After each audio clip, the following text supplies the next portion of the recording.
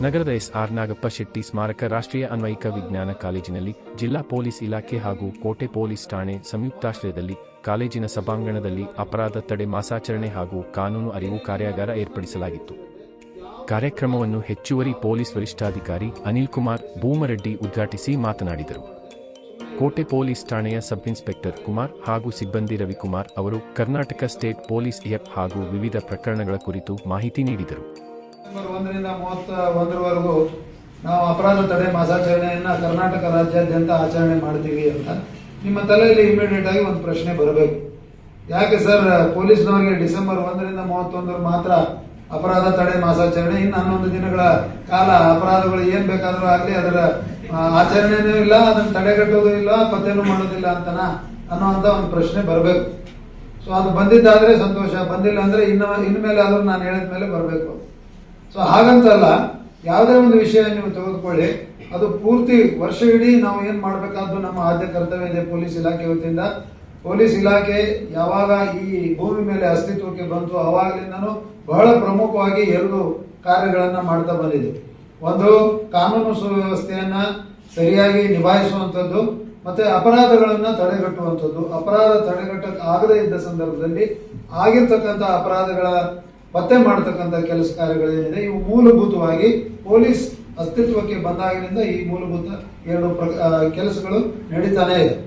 ಅದರ ಜೊತೆಗೆ ನಾವು ವರ್ಷ ಇಡೀ ಅದನ್ನ ನಾವು ಮಾಡ್ತಾನೆ ಇರ್ತೀವಿ, because that is one of the fundamental duties of the police.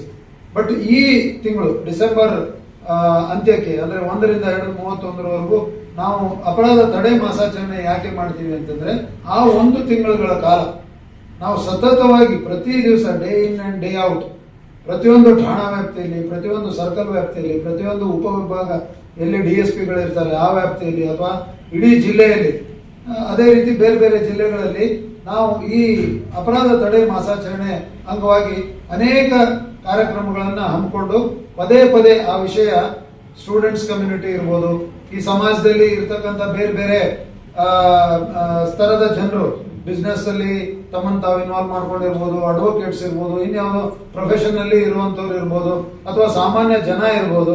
So ಎಲ್ರಿಗೂ ಕೂಡ ಈ ಕ್ರೈಮ್ ಅಂದ್ರೆ ಏನು, ಅಪರಾಧಗಳಂದ್ರೆ ಏನು, ಅಪರಾಧ ಯಾಕೆ ಘಟಿಸ್ತವೆ, ಎಷ್ಟೋ ಸತಿ ಎಮರ್ಜೆನ್ಸಿ ಅನ್ನೋ ಪದ ಅಟ್ರಾಕ್ಟ್ ಆಯ್ತು ಅಂದಾಗ ನೀವು 112ಗೆ ಫೋನ್ ಮಾಡಬೇಕು. 112ಗೆ ಫೋನ್ ಮಾಡಿದ್ರೆ ನೀವು ಫೋನ್ ಮಾಡೋ ಕಾಲು ಬೆಂಗಳೂರಿನ DG ಕಂಟ್ರೋಲಿಗೆ ಹೋಗುತ್ತೆ.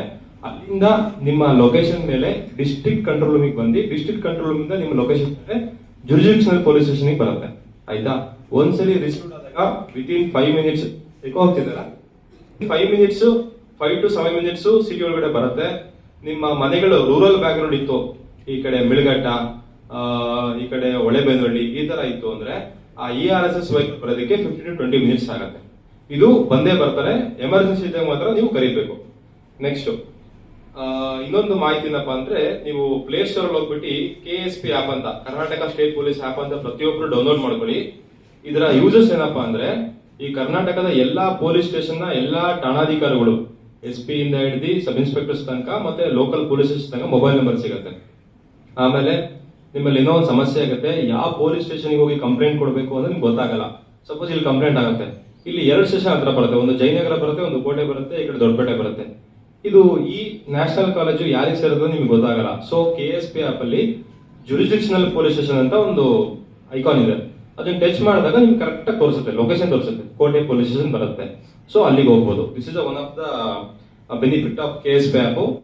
State police KSP mobile first ಇದು ನಿಮಗೆ ಪ್ಲೇ ಸ್ಟೋರ್ ಅಲ್ಲಿ ಸಿಗುತ್ತೆ. ಇದನ್ನ ಪ್ರತಿಯೊಬ್ರು ಈಗ ನೀವು ಹೇಳ್ತಾ ಇರ್ತೀರ ಕೆಲವೊಂದು, ಸರ್ ನನ್ನ ಮೊಬೈಲ್ ಕಳೆದೋಗಿದೆ. ಇದು ಕೇವಲ ಮೊಬೈಲ್ ಒಂದಕ್ಕೆ ಅಲ್ಲ, ನಿಮ್ದು ಯಾವುದೇ ಡಾಕ್ಯುಮೆಂಟ್ ಕಳೆದೋಗಿದೆ, ನಿಮ್ದು SSLC ಮಾರ್ಕ್ಸ್ ಕಾರ್ಡ್ ಕಳೆದೋಗಿದೆ, ಅಥವಾ ನಿಮ್ದು ಡ್ರೈವಿಂಗ್ ಲೈಸೆನ್ಸ್ ಕಳೆದೋಗಿದೆ, ಅಥವಾ ನಿಮ್ದು ಯಾವುದೇ ಎಲೆಕ್ಟ್ರಾನಿಕ್ ಎಕ್ವಿಪ್ಮೆಂಟ್ಸ್ ಕಳೆದೋಗಿದೆ, ನಿಮ್ದು ಯಾವುದೋ ಒಂದು DL ಕಳೆದೋಗಿದೆ, ಅಥವಾ ನಿಮ್ದು ಯಾವುದೋ ಒಂದು TC ಕಳೆದೋಗಿದೆ, ಇಂಥ ಸಂದರ್ಭಗಳಲ್ಲಿ ನೀವು ಏನ್ ಮಾಡ್ಬೋದು, ಸ್ಟೇಷನ್ಗೆ ಬಂದು ಕಂಪ್ಲೇಂಟ್ ಕೊಡೋ ಅವಶ್ಯಕತೆ ಇಲ್ಲ. ಈ ಆಪ್ ನ ಯಾರ್ಯಾರ ಮೊಬೈಲ್ ಅಲ್ಲಿ ಇರುತ್ತೆ ಅವರು ಈ ಆಪ್ ಡೌನ್ಲೋಡ್ ಮಾಡ್ಬಿಟ್ಟು ಇದರಲ್ಲಿ ಲಾಸ್ಟ್ ರಿಪೋರ್ಟ್ ಬರ್ಕೊಳ್ಳಿ. ಲಾಸ್ಟ್ ರಿಪೋರ್ಟ್ ಅಂತ ಇರುತ್ತೆ. ಆ ಲಾಸ್ಟ್ ರಿಪೋರ್ಟ್ ಅದ ಮೇಲೆ ಕ್ಲಿಕ್ ಮಾಡಿದಾಗ